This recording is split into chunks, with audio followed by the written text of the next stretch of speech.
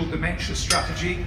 We're one of the few countries in the world to actually have a national dementia strategy, and when we go around today, my team and I will be sharing those insights with you as you help develop those products. I'm also, for those of you who came a few weeks back to the briefing session, have a strong personal connection with this because my grandmother had dementia, and talking to a number of people in this room already, it's very clear that what has made many of you come here has been that personal experience. Whether you have dementia, whether you've been a caregiver for a friend or as part of a family, this is clearly what has inspired so many of you here.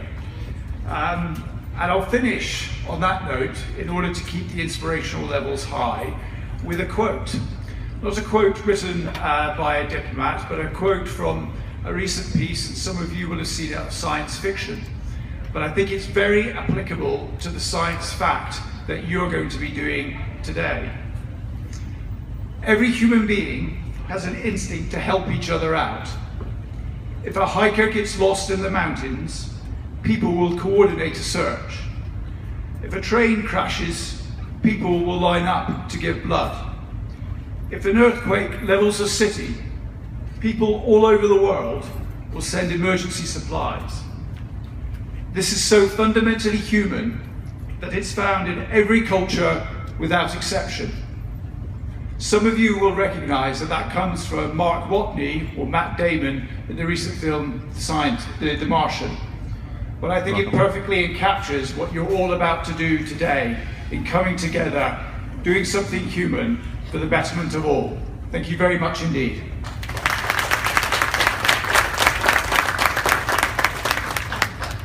And now can you please join me in welcoming Amanda Wilson from the Public Health Agency of Canada.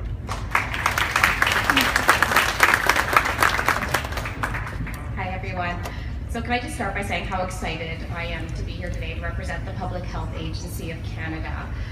In my job at the agency, one of the things I do, I see health-related statistics all the time. But once in a while I see some that make me stop and think, and none more so than the steadily rising rates of dementia. Today, 3 in 4 Canadians know someone affected by the disease. So think about that for a second, 3 in 4. That quite literally means that dementia touches almost every single Canadian in some way.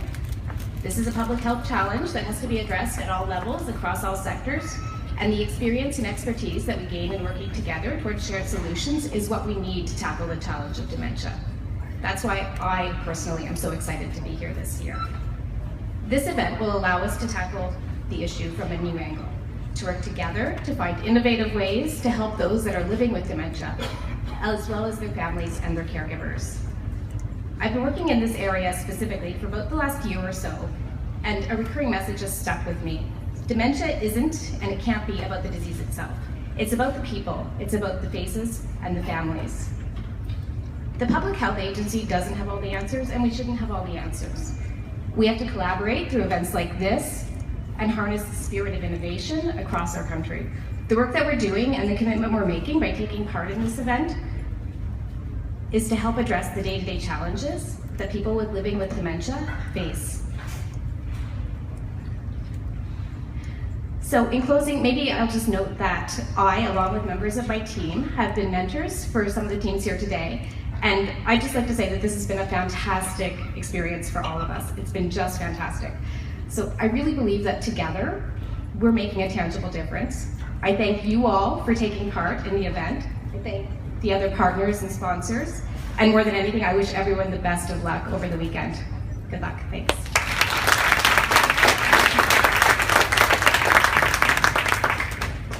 Thanks, Amanda. And now please join me in welcoming Sharon Lee Smith to the stage from the Ontario Ministry of Health and Long-Term Care.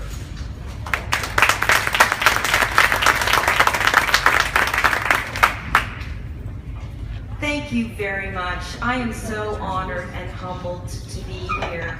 I'm not really very good with the computer. I do a little bit of Facebooking and stuff like that, but to see you all out here working and being so tech savvy to help us support improvements in the very serious disease of dementia dementia really, really humbles us, and the Ontario government is very honored to be a sponsor today. I'm really excited to be here, and I wanted to tell you that one of my responsibilities in the government is to develop a provincial dementia strategy. And what we want to do with that strategy is we want it not to just sit on a shelf after we develop it and talk to some people. We want the strategy to be living, breathing, evergreen, something that we are constantly looking at and improving and working with Ontarians. So that is why this day, or a couple of days, looking at hacking and looking at applications is going to be so significant in our strategy. I'm working with my team and parliamentary assistant Indira Naidoo-Harris, who is the member of Provincial Parliament for Halton. We're setting up regional roundtables, and we're talking to Ontarians all across the province about their struggles with dementia, be it caregivers or patients or families, researchers, health professionals. And I want to tell you that yesterday in downtown Toronto, we had a session where we were hearing from Ontarians, and it was very emotional, and it was very fraught with concerns about how we can work, how we need to work together to improve dementia. And I just want to acknowledge people like B, who were at that session and who heard how emotional and how concerned and caring people are to try and improve dementia in this province. So I also want to tell you that we're working with clinicians, advocates, service providers, and people living with dementia and care partners to help us guide our work. I'm also delighted to see Phyllis Fair. I don't know where she is, but she's somewhere around here. Thank you, Phyllis, for being here and for being a part of our advisory group. I'm also very happy that in the dementia working groups we're setting up, Stephen Wellman from Facebook and Shaharis Bay from Hackernest have agreed to join our research group. They're going to bring a very vibrant and creative tech-savvy approach to what we do. I would also like to thank Jordan and the people behind me for supporting this important work. So thank you very much, and I look forward to seeing the results of your hacking. Thank you.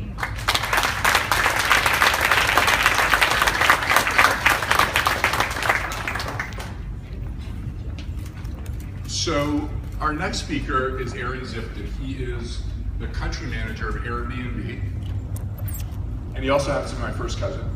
And we have shared 3 grandparents who have suffered from Alzheimer's together.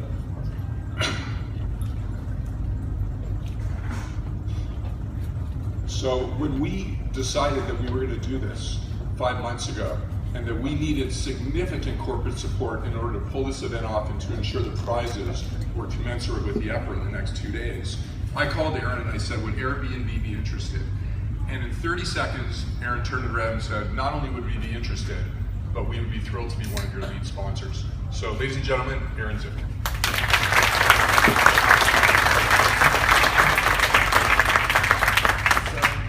How many of you guys like hearing from sponsors? Not too often. So as Jordan alluded to, I actually don't want to speak as a sponsor today. I want to speak as someone who lost both their grandparents to Alzheimer's and also as a caregiver. The one thing that I will bridge over to Airbnb is that our mission at Airbnb is to truly ensure that everybody, all 7 billion people around the world, can truly feel a sense of belonging. And whenever I think about that mission statement, I always think about one place in my life that was always the place that I could feel like I truly belonged. And that was at my grandparents' place. Whenever I was sick, whenever I was playing, I shouldn't say this at George Brown, but whenever I was playing hooky from school, they would pick me up and bring me to that place. And that place was always a safe haven for me.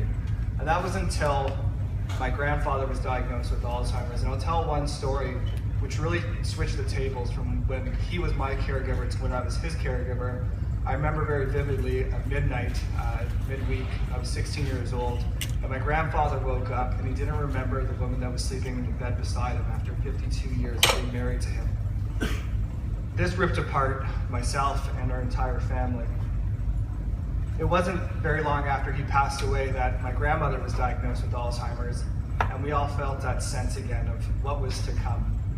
But even then, I remember in her worst days, there was always song.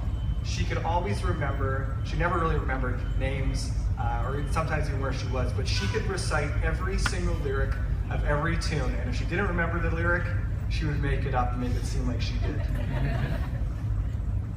What I do remember though, is that in those moments, it felt really real.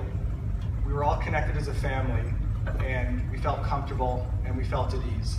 And so today, as you're thinking about this enormous problem that we're trying to solve, which I truly believe that we can eradicate, I want you guys to all think about the humans that we're going to be impacting and those specific moments that we can have help with. Today is an incredible day. We have 30 hours to hack at these problems, and with the level of talent and inspiration in this room, I think we can make some incredible strides. And so I encourage you guys all today to have a lot of fun, but also to bring your A games, and I can't wait to see what you guys put out. Thanks very much.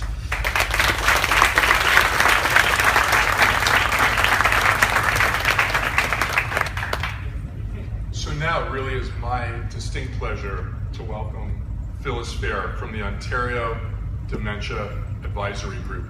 In 2012, Phyllis was diagnosed with early onset Alzheimer's as well as Lewy body dementia. And since then, she's been a very active and loud voice in the community, advocating on behalf of all dementia patients. I've had the pleasure of meeting Phyllis before, hearing her speak, and she truly is an unbelievable inspiration. Phyllis. Just kind of behind you. Good morning. I would first like to tell you a bit about myself. I worked as a registered nurse for 25 years. I used to work in neuro rehab, cardiac care, intensive care, palliative care, and on the sexual assault and domestic violence team.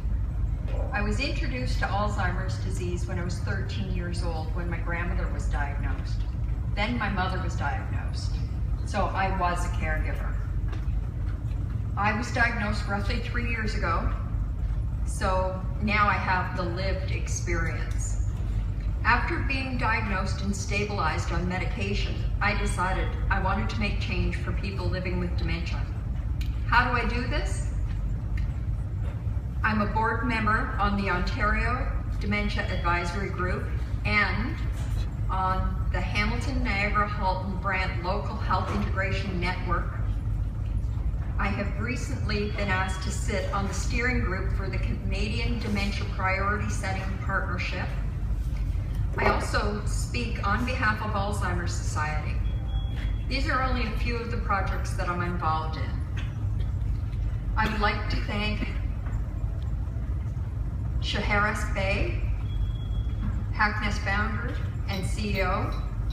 I'd like to thank Jordan Banks, Facebook Canada Managing Director and Hackernest Chair, Kevin McGrugan, Her Majesty Consul General and Director for the UK Trade and Investment in Toronto. All of the sponsors in this, and all the sponsors for their support. I'd also like to take a minute to thank all the support staff and volunteers for all the dedication and hard work that they have put together in hosting this event. This event is a venue for change. It is a chance to make change in order to help people live well with this devastating disease. I would also like to thank all the participants who have given of their time, knowledge, and I'm sure some sleep in order to be here and create their projects. Without people like you, things would not change and lives would not be enhanced. So I can not thank you enough. And in saying this, I feel confident that I am speaking not only for myself, but for all people living with dementia. I would also like to encourage you to continue doing the work you do. You are making a difference. While today is about dementia, we all know that whatever technology is created for one group will benefit other groups, like people living with head injuries, mental illness, and people that are just simply aging. You are making a change, and you are making the world easier to live in for someone who is having difficulty navigating through their life. Thank you once again, and good luck. I wish you could all win, but we know that's not possible. But you are all winners in my book.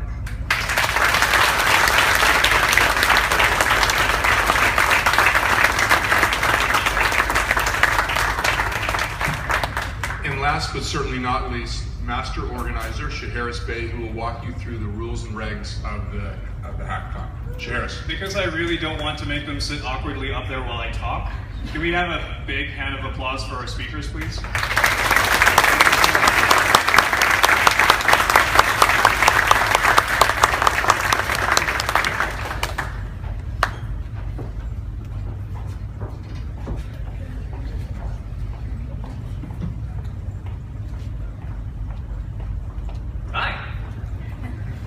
So we are all here because we want to help other people. And I think behaving in a way that reflects that is probably a good idea. So we have really simple rules here. Treat people the way that you want to be treated. Sorry, I'm just doing an overview on the hackathon, have some information. First off, really big thank you to George Brown for hosting us. Look at this venue. Look at this beautiful view, which is currently being obstructed by a sign, sorry. Thank you, Amy Machen, for making all this possible. What I'm about to do and what I'm about to list off will sound really disingenuous because it sounds like I'm reading a list, because I am reading a list. But please don't think of this as name dropping, but think of this as people who actually give a damn. Facebook and Jordan Banks, our Dementia Hack Chair, have contributed ridiculous amounts to make this event possible and to make this the degree of awesome that it will be. The UK government, the Public Health Agency of Canada, the Ontario Ministry of Health and Long-Term Care, and recently the City of Toronto have supported this event. We have 4 governments supporting Dementia Hack.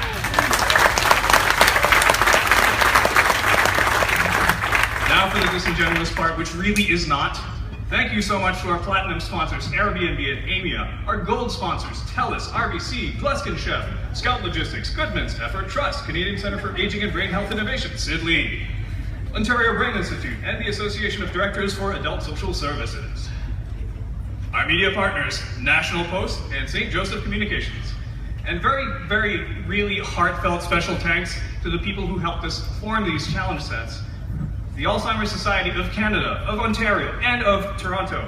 Baycrest, Mount Sinai Hospital. Am I pronouncing that right? Is it Sinai? Mount Sinai Hospital. The Heart and Stroke Foundation, the University of Waterloo, the University of Toronto. Thank you. A couple of quick notes. So Facebook Creative Shop is here. I'm not sure if you guys knew this, but Facebook is perhaps the most popular company on the planet. This means that the people who design for Facebook are probably the world's best designers, hands down. And they want to help you.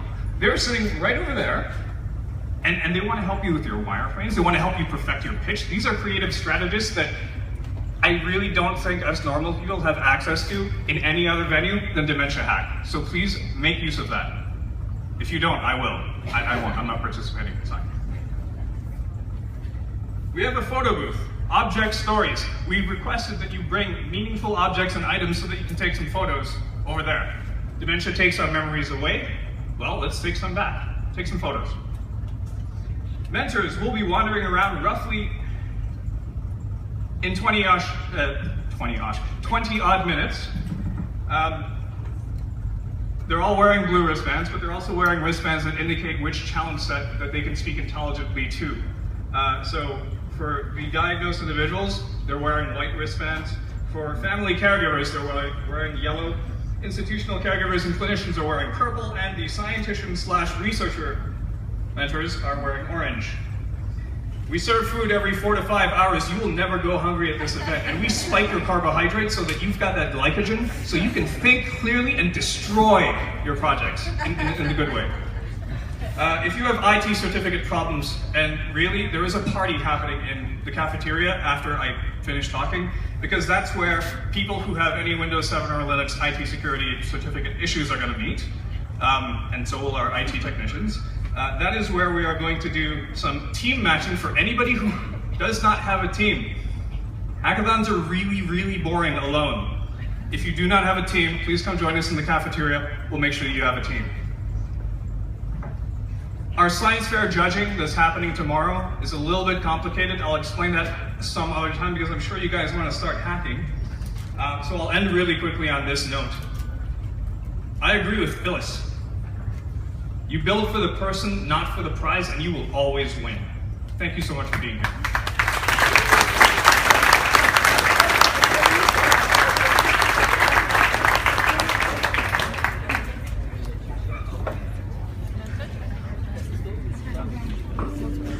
Gotta go. Take care. Oh yeah, the hackathon started 7 minutes ago. Get cracking.